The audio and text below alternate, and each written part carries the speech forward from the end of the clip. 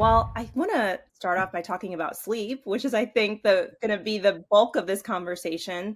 I don't think sleep was talked about for so long in a major way. And even still, right now, I get a lot of eye rolls when I talk about how I prioritize my sleep. For example, I don't really go to events after a certain time for the most part. I like to wind down by 8 o'clock. People look at me like I'm crazy still.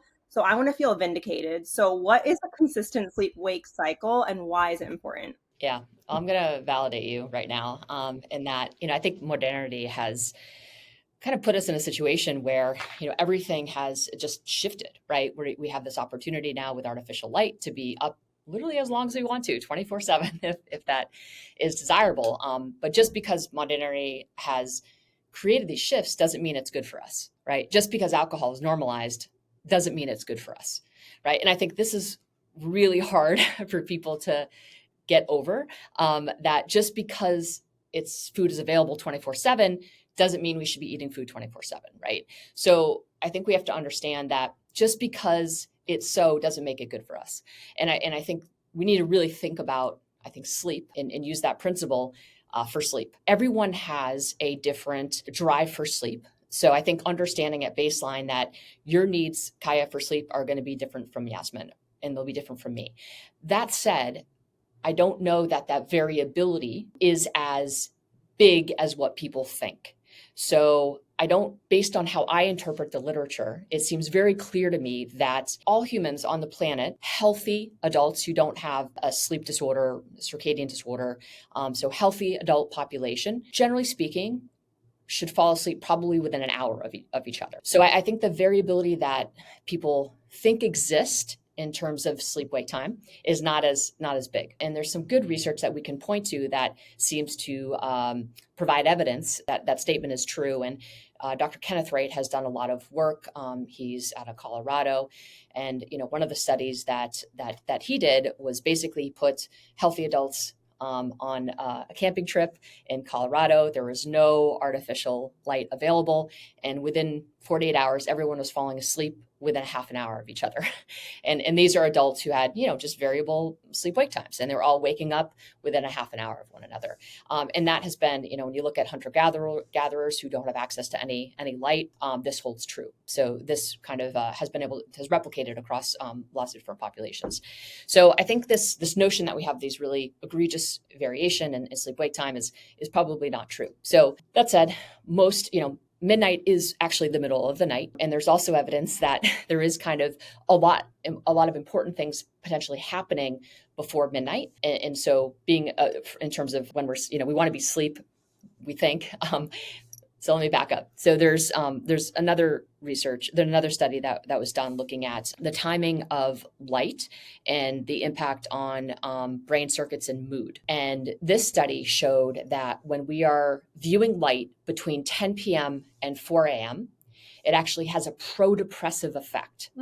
Okay, so the combination of the Ken Wright study and I think this study point to the fact that after 10 p.m., there probably are some things happening that are not adaptive, right? So I think probably the sweet spot for sleep, based on Kenneth Wright's work, everyone falling asleep, about an hour or so after, a couple hours after sunset, and then this study on timing of light and mood and brain circuits, I think suggests that probably somewhere between 9 and 10 p.m. is going to be the sweet spot for sleep. A little bit different if you're a teenager, you're going to kind of bias toward the later part of that spectrum. Older adults, the earlier part of that time spectrum. But I think that's kind of the sweet spot. And so back to your original question about sleep wake time, the more variable between when you go to bed and when you wake up, the more desynchronized your circadian rhythms are. So desynchronized circadian rhythms have a downstream, both a short-term effect on our alertness and our mood and our performance, but have these really pretty egregious long-term consequences too if it's chronic. So long story short, we want to stabilize our sleep wake time, and to the degree that we're able to go to bed, around that 10 p.m. mark, that we think that that's probably ideal, or at minimum, make sure that you're not exposing yourself to a lot of bright artificial light in the retina after 10 p.m. Okay, yeah. So, one thing I'm curious about, you mentioned, I'm kind of going off a tangent here, but I think a lot of people don't understand the importance of not being around light. So you mentioned, we've talked about blue light. I think some people are confused what that is. What does it look like to have the right, I don't know if this is the right way to say it, like light schedule in your home? Because I think there's still so much confusion on what that even looks like. People are on their phones, there's lights blinking. Like, what is the ideal setup for somebody to get, good quality sleep? So I think really simply, I mean, we could definitely overthink this, but I think principally, if you want to be alert and awake, you should expose your retinas to as much light as possible, artificial, natural light. If you want to be sleepy, you want to basically minimize the light that goes directly, that you want to minimize any direct light to the retinas. So just basic level, I want to be alert, I want to be sleepy. We need darkness, and alert, we need light. Now, in terms of what's optimal for human functioning, we want to try to align our interaction with lightness and darkness to the natural light dark cycle. And this is where we really go wrong in terms of kind of health and human functioning, is we're constantly bypassing the natural light dark cycle with artificial light. Even the argument with just our timing of our food and timing of our activities, right? We want to try to align our behaviors of light, food, meal timing, I should say, and activity to the natural light dark cycle. So if we want to be alert, we want to get as much sunlight as possible, within 20 minutes of waking up. So if you can, you want to get outside. If the sun isn't up yet, get as much artificial light as possible. That's going to tell every cell, organ, tissue in your body that it's time to be alert. Right. And those cues are really important to help your body understand what needs to be happening. Now, back to kind of what's optimal, you want to try to, there's different seasons, right, are going to have different sunset and sunrise. So you want to try to just adapt naturally to the season. So that's optimal. Now, parenting, work schedules aren't always going to allow for that. So what you can do is, if you have to be awake prior to when the sun goes up, again, just bathe yourself in as much of artificial light as you can. That will kind of program the circadian rhythm to be alert at that time. And as a consequence, you will then fall asleep about, you'll build sleep pressure, and then you'll fall asleep, or feel sleepy, about, it depends, but anywhere from 14 hours after that moment of waking. But viewing light when you first wake up is really important. And then getting as much sunlight during the day is important. Now, after 10 a.m. and before 4 p.m., that's kind of the circadian dead zone, in that viewing light is not going to kind of set your circadian rhythm in any way, but it has a huge impact on mood and alertness and just general feelings of well-being. So viewing as much natural light during that time frame is really important. And then what does really set circadian rhythms is viewing the sun set. So seeing that sun low in the horizon basically signals to your body, okay, it's time to relax. So again, going back to every cell, tissue, organ in the body, knowing what to do, it knows that it's time to wind down. So those light cues are really, really important for a healthy, robust circadian rhythm. And what happens if we're not honoring that circadian rhythm? Someone might be hearing that. They're like, okay, I might not be familiar. Like, what is going on to our bodies if we're not honoring what you're explaining to us right now? Yeah, it creates a lot of confusion, right? And this can manifest in lots of different ways. But basically, circadian disruption will lead to reduced levels of melatonin production. Reduced levels of melatonin production will have an impact your insulin. Basically, you'll be so glycemic dysregulation, basically when melatonin production is reduced, which can lead to all sorts of metabolic disorders. So type 2 diabetes and metabolic syndrome. So it has a pretty important impact in terms of just our glucose regulation. I think the other effect, specifically for both men and women, is it can impact fertility. And I think this is not something that's talked about a ton. We talk a little bit about HPA axis activation and sleep dysregulation, which are both really important, but circadian dysrhythmia is also a contributor to infertility. And this is via melatonin. So we want to have, just robust, whatever our body's supposed to be producing in terms of melatonin, we want to try to promote that. So one of the main consequences of confusing the body and going outside the natural light dark cycles is the impact on the metabolic system. So when somebody says, I like to go to bed at 2 a.m., I wake up later, should that be a red flag to them that that something's up, that they have a circadian disruption? Like anybody who's listening to this, who's like, that's my preference. Like, what would you say to them? Yeah, I mean, we can do what we want. It's a free country, and I would say, I guess all I'm trying to do, and I think other folks in the same position I'm in terms of having this information, we're just trying to let folks know there are consequences to viewing light. For example, past the hours of 10 p.m. and up until 4 a.m., if we're viewing light to the eyes, there are going to be, and again, every now and again, not a big deal. But if we're doing this consistently, it is going to impact these pathways in a profound way, and you will increase your chance of metabolic disorder, cardiovascular disease, depression. There's not one mental health issue or psychiatric disorder that does not involve some sort of circadian rhythm disruption. Right. So I would say if you prefer, that's great. But there are health consequences that we know of they're very, very well documented. And now I suppose if everything else, you're doing everything else perfectly in terms of social connection and how the food you're putting in your body and hydration and exercise, and you can offset some of those effects. I believe that to be true. And it's kind of what I understand of the literature. I think that's possible to be able to offset some of the effects. But the most important signal to our body is light. So if our relationship with light is not dialed in, there are going to be performance and health repercussions. I think just bottom line. I needed to hear this, you guys, because I've dialed in my sleep, but the light in the morning, Kristen, like, it's not good. I'll try my best to get outside, but I'll just get kind of in the zone of work, and then I'll go outside at 11. But I notice the days that I do go out, my mood is significantly better. So hearing you, I'm like, you said before 10 is the most important time to get the light. Okay. Yeah. And you want to spend about 5 minutes outside. If it's really bright, 5 minutes is plenty. If it's cloud cover, you probably try to go for 10 minutes, but yeah, get outside, go for a short walk, with your coffee or whatever, like, just create a little routine out of it. But kids need this bright light in the morning too. I feel really lucky. We live close to the school, so my kids walk to school in the morning. They get that, big bolus of bright light.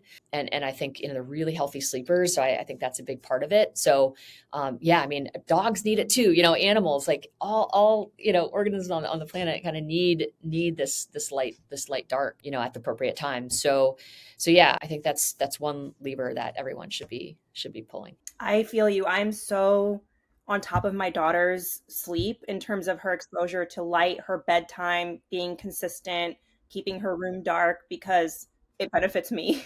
I know. Yeah, because she's less moody when she wakes up. All of us, right? Like when we get good sleep, it's our mood is so much better. Like we can tolerate stress in our lives in a way that you just simply can't, right? If you're dysregulated with your sleep, and certainly if you have this circadian dysrhythmia. So yeah, I think it's in our best interest, and it's in the best interest of the people around us, right, to prioritize our sleep. And I think we did this beautiful study with McKinsey that looked at individuals who have sleep deprivation. And well, I'll back this up. So this relates back to the family unit, I think, in a really important way. I think kind of back to your original question about, why should they care about sleep? And I think the answer is because it impacts the people around you, right? When you are, when you're awake during the middle of the night, it's going to impact your mood, and it's going to impact the way you emote, and you don't even necessarily perceive your own declines. But the people around you do. We did a study that actually showed this to be true. It was with McKinsey, and we worked with partners, Dr. Gemma King, Dr. Nadia Fox out of University of Queensland. We're also investigators on the study. And we basically looked at CEOs and their direct reports. And we, after every meeting, and we were taking in all of the physiological data, so we know when they slept, we know their heart rate variability and the resting heart rate, so all of the biomarkers that we track at Whoop, and sleep, we quantify your sleep deprivation. So basically, what Whoop says you need versus what you got, and Whoop is just a physiological monitoring device that's collecting all of this biometric data. So we're pulling that in. And then we also were collecting what's called psychological safety. So we were collecting psychological safety of the direct reports of these leaders. And what we found is that with every 45 minutes of sleep deprivation that the leader had, the direct reports felt less psychologically safe in those meetings.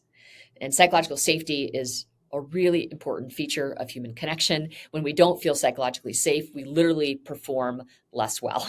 So psychological safety is just our ability to kind of show up as our true self. And so we saw this really meaningful connection between sleep deprivation of the leaders and psychological safety in their team. So if you think about that principally and you take that into your household, imagine you are carrying significant sleep deprivation.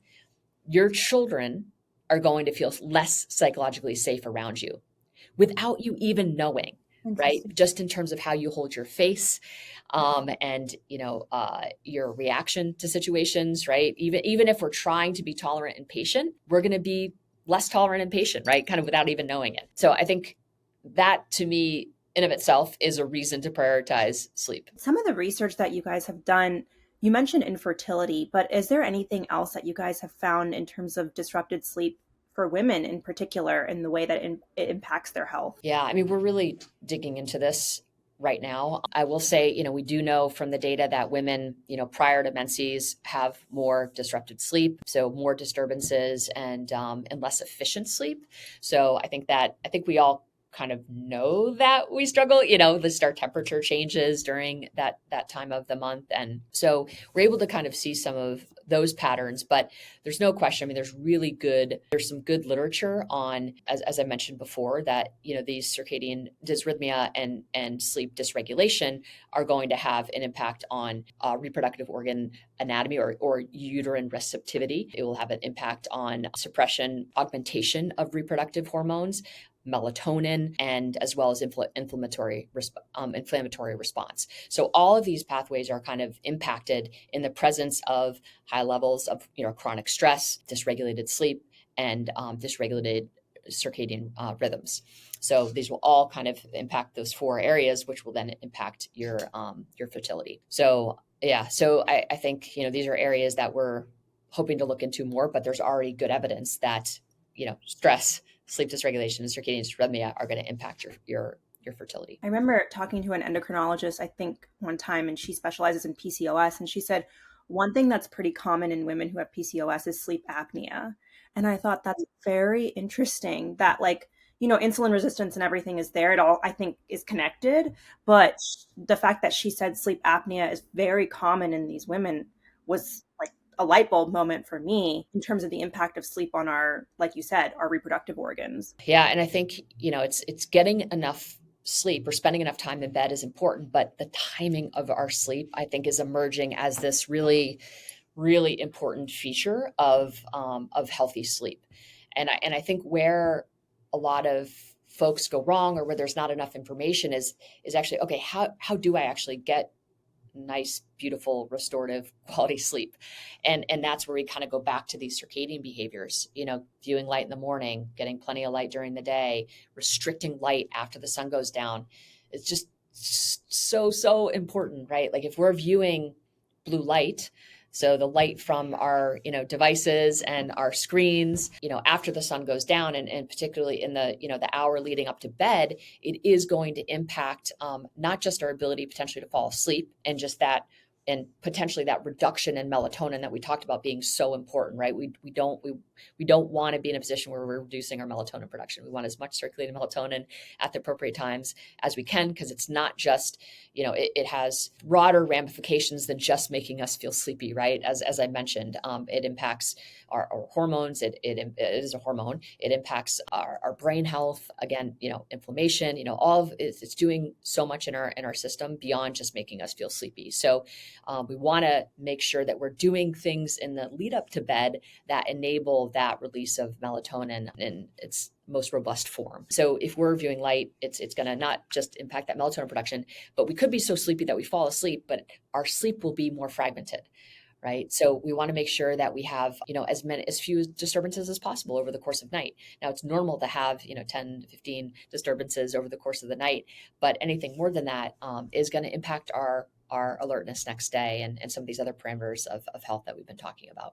And I just want to underscore, because this is something I didn't know, and you just mentioned it, is like the importance of sleep regularity. Like when you sleep, what time you wake up versus how long you're in bed, right? Like I just want to underscore that because some people get confused. So that's the important thing to think about. It really is like, and I think once you figure out, like you kind of need to back into when do I actually naturally feel sleepy? So stopping, your caffeine consumption 12 p.m., 1 p.m. ish, dimming the lights after sunset, and then figuring out, okay, when do I actually start to feel sleepy? And then that's probably like your natural preference for sleep, right? What happens when we succumb or we bypass that biological pressure for sleep, that's when all of the health issues start to manifest, right? Because we're basically telling our body we're resisting that natural biological pressure for sleep. So our body then goes into sympathetic drive, right? Fight or flight.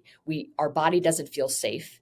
So we produce cortisol, epinephrine, right? We're in a situation where, oh no, something is wrong, right? We're bypassing these natural signals in our body.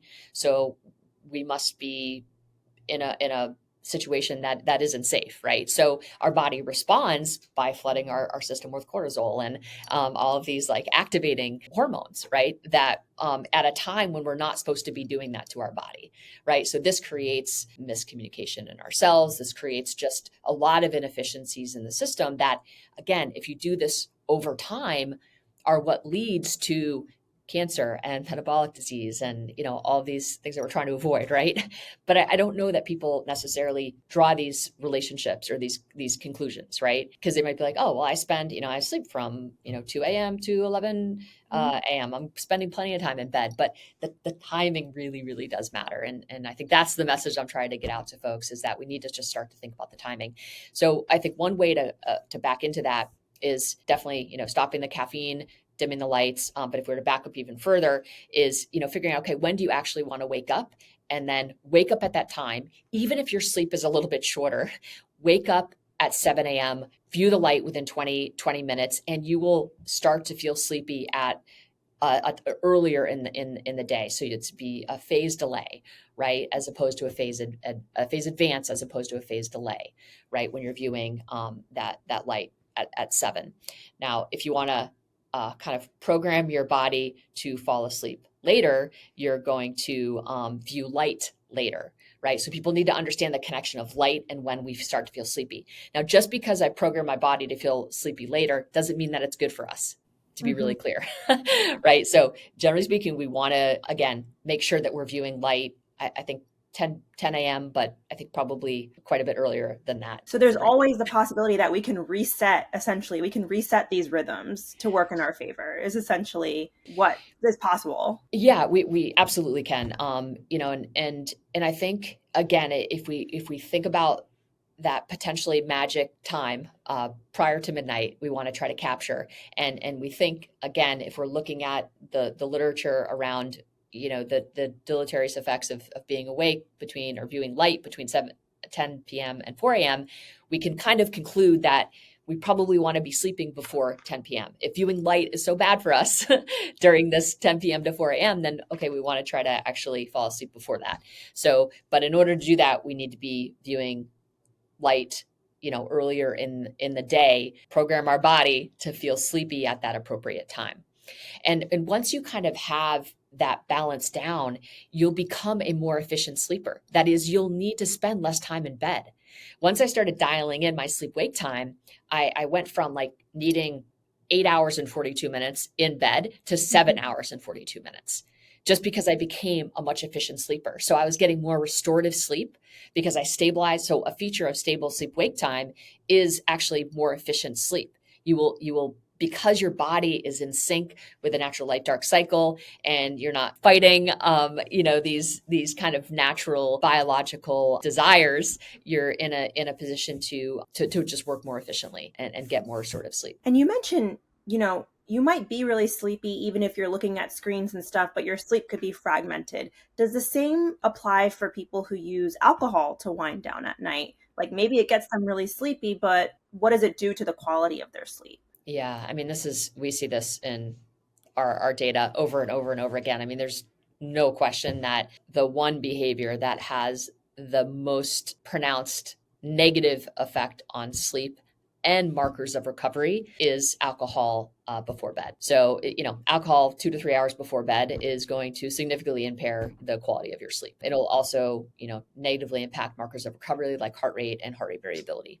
And it's so interesting because looking at my old life, I thought I was a night owl. I was working late. I was like, whining and dining clients when I was in finance, drinking. And I was like, oh, I feel fine. But you don't realize what you're missing until you get that like good night's sleep and you kind of correct this circadian rhythm where now I'm like militant about it. I'm like, Kaya, the first person to leave early to come home. Like I make sure I'm not drinking. So I just, I'm proof that it's possible to shift and like how much better you feel energetically, mentally. You mentioned that earlier in the interview. Like my mental health, when I don't sleep well, it's significant. It's like one of the top things that I notice. I'm like, my stress resiliency is not as high. But can you actually talk more about that? What's the connection between mental health? Yeah, so my team, we published a paper last year in Military Medicine, so May of 2023, and we were basically looking at Army paratroopers in Alaska, right, which is, and this is a base, Ellendorf, where they have just lots of mental health issues. I mean, Alaska is a really tough environment for a lot of reasons, right? Super bright, like lots of light during the summer, super dark and cold during the winter. So, you're really fighting, I think, a lot of challenges in terms of just being able to feel sleepy when you need to feel sleepy and being able to feel alert when you need to feel alert. So anyway, we dug in, we looked at this population. It was a 6-month study where we tracked all of their biometrics, all the biomarkers that we track on Whoop. So looking at sleep, we also did an intake and an outtake, getting just kind of baseline measures of psychological functioning and resilience. We also looked at social networks. And so just all aspects of kind of psychological functioning, just to kind of understand where they're at. And from the intake to the outtake, we basically saw that individuals, the one behavior that bubbled up as being strongly correlated with aspects of mental health and positive psychological functioning was the stable sleep-wake time. So individuals who had stable sleep-wake time had reported higher levels of workplace resilience, more positive social networks. They felt more in control of their life. They felt more purpose. So it was really interesting to see sleep-wake time emerge as the one thing that kind of predicted psychological functioning in this group. And we also saw this in another study during COVID. We basically looked at, we sent out, I think 20,000 folks filled out our mental health survey. So this is basically after lockdown, we sent out a mental health survey. So looked at perceived stress and PHQ-9. So all of the validated measures of mental health. And what we saw is that the individuals who had more positive psychological functioning after lockdown, the one behavior that emerged as being kind of a buffer, I suppose, was sleep-wake time. So individuals who had more stable sleep-wake time going into lockdown had higher levels of psychological functioning. Which I'm sure at that point was a lot of people were staying up later at that point. They didn't have to go into work. It was probably very impacted and shown in the data that you saw. Yeah, definitely. It's interesting. I think, and of course, I think when we have more stable sleep-wake times, it also probably impacts, when we eat our meals, when we have our social interactions. We're probably more likely to work out and have a bulk of our activity during the sunlight, during when the sun is out, right? So, or during the day. So there's these, I think, downstream or kind of a cascade of other behaviors that are impacted by this one behavior of sleep-wake time. So I always say, like, if you want to impact your health the fastest, stabilize sleep-wake time, because that's going to impact when you eat. It's going to impact, again, when you're active and when you're, prioritizing your social activity. So, and I think back to your point about, just entertaining clients and going out drinking, like I basically, at Whoop, better or worse, like I don't do work dinners. Like I'm not into it. A client dinner, every now and again, maybe if I have to, but I'm not doing that more than one time a month, right? Like you want to hang out with me, we're going to go to dinner at 5. Yes. We're going to go for a walk in the park. We're going to go have a coffee. Like you are going to adapt to me. And I think the world needs to change. It's not us, right? I'm sorry that it's not us. And I think I'm just really super hardcore about that. And I, my employer probably doesn't love it, but like, I don't care. Like I'm not going to impact my ability to show up for my family tomorrow. And that's just the bottom line for me. Preach it, because I tell my friends, I literally tell all my friends, I say, I'm not a night person. I'm Yeah. not a night person. I'm so tired at the end of the day. Put my kid to bed. My kid goes to bed at 7:30. That's pretty much the same time I'm winding down to do my thing. So I'm with that. I read the study where the folks who had the most consistent sort of bedtime and wake time had a reduced risk of type 2 diabetes, and then the ones who had most inconsistent one had a greater risk of type 2 diabetes. So I would love to talk about how sleep impacts our weight, because so many people have that goal of weight loss, and I don't think they think about sleep as a major factor in that. Yeah, it goes back to the melatonin, right? So basically, night to night variability has kind of an indirect relationship to poor diet quality and meal times, right? So again, kind of back to our previous line of thinking that when you have stable sleep wake time, you're probably eating your meals at a relatively regular time as well. And our body, when we are not primed to metabolize food after the sun sets. So we want to try to get a bulk of our calories earlier in the day. And there was research that was done, and I'm trying to remember who the study, but basically they looked at body weight and timing of meals. And essentially the folks who ate meals a bulk of their calories prior to 3 p.m. had better metabolic outcomes than folks who ate a bulk of their calories after 3 p.m. So there's definitely, we are really primed to kind of metabolize and use our nutrients when we're meant to be active. So when we're eating a bulk of our calories after the sun sets, our body wants to be winding down. They're not excited about nothing, your body is just like, is just literally not primed to be digesting and metabolizing food after the sun goes down. So when we do that, we put a lot of extra stress on our body, which, if you look at a lot of literature, and this might, Kaya, might be what you were referencing, is that when folks, and I think there's a lot of literature with shift workers, right, who have poor metabolic outcomes, it's because they're eating at a phase of the natural light dark cycle. So there's no question that night to night variability is absolutely going to impact our insulin sensitivity. So the more night to night variability, again, reduced meal quality, reduced melatonin, is going to impact our sensitivity to insulin. And one thing I did read, and I would love to hear from you if you found this to be true in your research, is that one way that shift workers can offset some of this damage is to just keep the bulk of their calories while it's light out, which might be tougher, but if it's possible, that could help. Yes. And Satya Panda's lab from Salk Institute definitely showed this. It was a study with firefighters, and I don't know all of the details off the top of my head, but it's essentially what they showed is that it's called time restricted eating. I think consolidating your eating window is really important for all humans, right? So from children to adults, all humans will benefit from consolidating their eating window. Ideally, that eating window is when the sun is up, or an hour after sunsets, hour before sunset, before sunrise. You can kind of get away with a little variability there, of course, but somewhere between 8 to 10 hours to 12 hours of an eating window is, and I would say 10 is probably optimal. But again, trying to ensure in that consolidated window that you're biasing toward the early part of the day in terms of your calories, and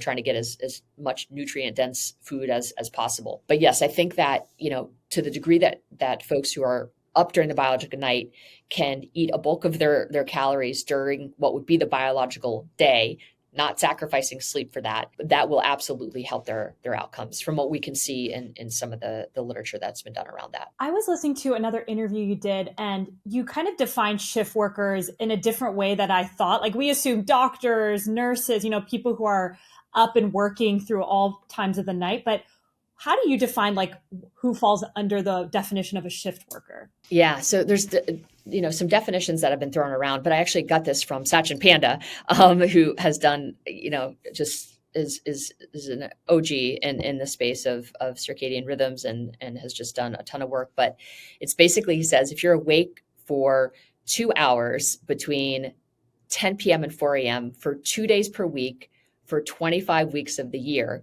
you likely have significant circadian disruption and actually qualify as a shift worker. Wow. So new And moms. yeah, and again, that's transient though, right? Like, I mean, I have two kids. Like, there's times in your life, of course, that you're going to not be able to adhere to the schedule. But I think even new moms, to the extent that they can wake up and not get be able to nurse their child safely, or kind of get their child back to sleep, right? If they wake up during the night, if they can minimize the light to the eye Oh, as so much me as scrolling possible. on TikTok while I was breastfeeding was probably not. Yeah, I mean, that's just tough, right? And yeah, we want to try to not do that, and that's where just there's just so many challenges, right, with the modern world. But yeah, I mean, if we can nurse, or get our kid back to bed safely without exposing ourselves to a lot of light, we're going to be able to fall asleep a heck of a lot faster than if we're turning all the lights and getting the phone in our face. It's going to be harder to fall back asleep. So yeah, no question. It's there are going to be moments where it's more challenging, but there are things that we can do to help our situation. I love that you were mentioning about how a majority of people eat the bulk of their calories now, I would say at dinner time. Even when I was talking to like my in-laws and stuff, they're like, "Oh, I eat a little bit of breakfast, I skip lunch, and then I just save everything for dinner." And I think that's pretty common. I want to know like how that fits into, what are your thoughts on just the way that people do intermittent fasting or time restricted eating now, where they kind of don't eat all morning and then they eat later in the day. Have you found that to be detrimental? Yeah, well, I used to definitely be in that camp. I'd want to, this autophagy, right? I wanted to take advantage of all this kind of cellular cleanup that was happening when you're not like asking your body to digest food.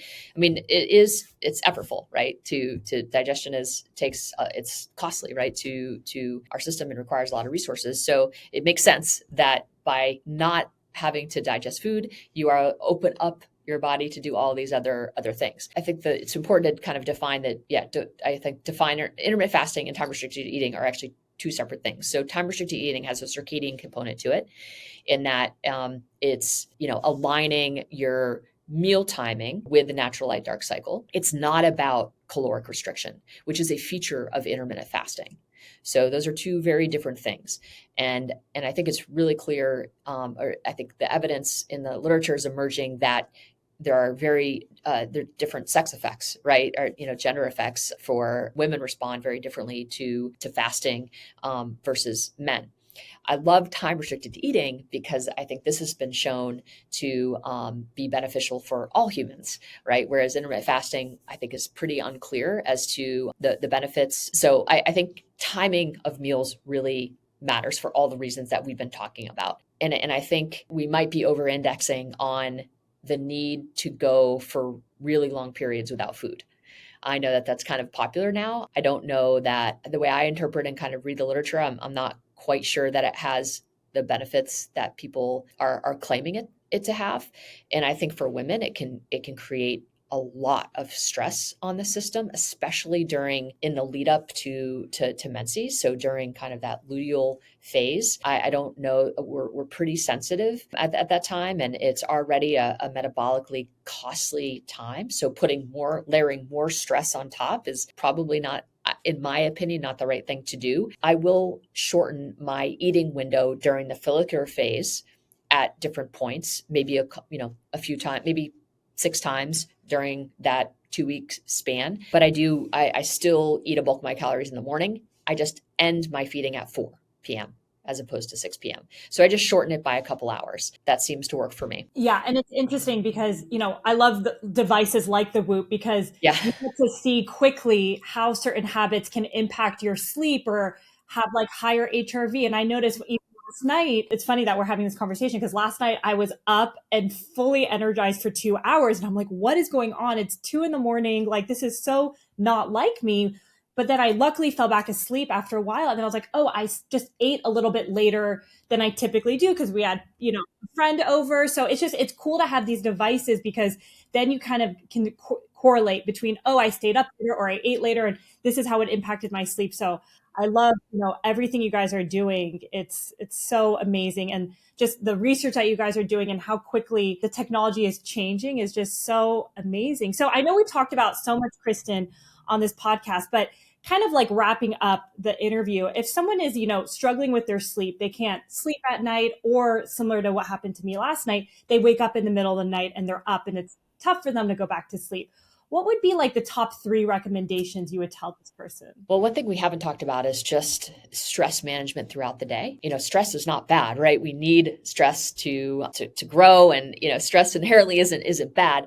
Where stress becomes problematic is we accumulate stress and aren't proactively managing it, right? So I think managing our stress throughout the day and just kind of being aware, okay, that was stressful. It was great. Like we're all kind of activated because we're engaged in a conversation, and our heart rates are high, and are sympathetic. But before I go to my next meeting, just 30 seconds of breath work, right? Just to activate the parasympathetic branch of my nervous system, just to create that autonomic nervous system balance, right? That's like really important, because if we have this stress accumulate throughout the day, we haven't managed it proactively, it kind of rears its head in sleep. And that's kind of that 2:00 wake up, right? Where we haven't managed stress throughout the day. That 2:00 wake up can be from alcohol. It can be from a really high glycemic meal, right? That maybe makes us feel sleepy, but then, is kind of, reemerges in our bloodstream later on, and kind of wakes us up. So yeah, I think stress management throughout the day is huge.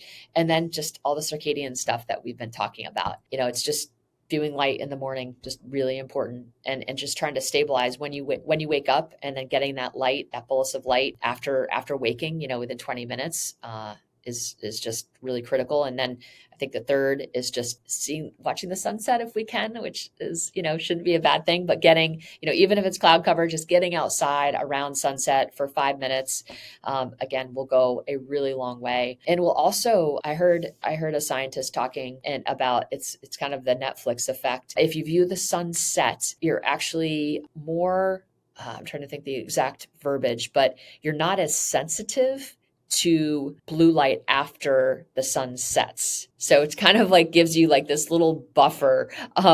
So not to say you should be, exposing yourself to lots of blue light, but the sun, watching the sunset does seem to have it creates this positive buffer to light after the sun sets, so artificial light after the sunset. So anyway, that could be a little hack, I suppose. But yeah, I would say those 3 things are really huge. And then if I may add just a fourth, really trying to stop eating food within a couple hours of bedtime. And if you're really, really trying to improve sleep, just eliminate alcohol for a while, and you will see the positive benefits to sleep. Yeah, I love those tips. I especially love the one of taking time after something that, even if it's fun, it could be very activating to just Yeah. bring your nervous system. Yeah. Because Back sometimes into balance. back into balance, because sometimes it can almost feel luxurious to be like, oh, I'm going to sit down and I'm just going to take a deep breath. Maybe I'll do some breath work or a meditation. But it's like, no, those things are actually like necessary for our health. And even when you said it, I was like, oh, that sounds really nice. Like right after this, to just take a second for myself. And it's such a good reminder, I think, for everybody to create those pauses in the Yeah. day. These little mini moments of rest, I call them, just throughout the day. And yeah. And I got this tip from Dr. Judd Brewer, who is a psychologist and has a clinical, is clinically trained. And he basically tells his clients to schedule worry. So often what interrupts sleep is that we're worrying, right? And worry is different than stress, right? Worry is kind of this chronic, oh God, I'm like worried about how I'm going to perform tomorrow. Or, I've got this big presentation. So he said that, prior, a couple hours before bed, and I've been doing this after dinner, I just schedule some worry time. I give myself like 5 minutes. So, okay, what is the stuff that I'm worried about? And I just kind of write it down. And, stuff that I can have a plan for, I plan for it. Stuff that is just like, you know what, I'm just worried about my kid just got his license. Like that's not going to go away. Right. But what are some things that I could do? Just even like writing it down, just kind of acknowledges it. And then it kind of like, it does that it goes away, but it seems to, from his experience, and I've kind of felt this, I've been doing it for a few months now. It does seem to help with my sleep onset. So I don't have as much latency kind of falling asleep. So it seems to minimize how quickly I can fall asleep. which is kind of cool. I love that. That's a great idea. And like offloading it from your brain, because you're right, stress is different from worry. Because I'm like, I'm stressed, I'm fine, but there's thoughts lingering in your mind. So if you can put that on paper during worry time, I love that. That's Yeah, brilliant. it's like a little, it's good for kids too, just like, yeah, like, what are you worried about? Just write it in your journal and like just get it out on paper and, or just even getting kids to kind of articulate. There's just so much evidence that, talking through your worries basically make them feel less prominent and less amplified, especially at night. Like that's when we start, like we get tired, right? And we're less good at kind of processing our emotions. And, so it's really, yeah, I think it can be a really good practice. Even around the dinner table, what is something you're worried about? What's something grateful? What are you worried about? And you kind of get it out there. Yeah, because the problem in the middle of the night is like level 100. And then when you wake Oh, up, you're like, it's you're like, sexual. why did I even care about that? I know, it's so true. Level 100, seriously. Yeah, I love that. It's Yeah. so true. Like things in the middle of the night just, yeah, seem like it's just catastrophic. And then you're like, you wake up, you're like, can't even remember like what it was that you were worried about. Yeah. Oh my gosh, Kristen, this is so great. We're so excited to finally do an episode on sleep. And I think this is going to be so beneficial for all the women that listen to this podcast. So thank you for joining us today. No, it's my pleasure. Thanks for all the amazing questions.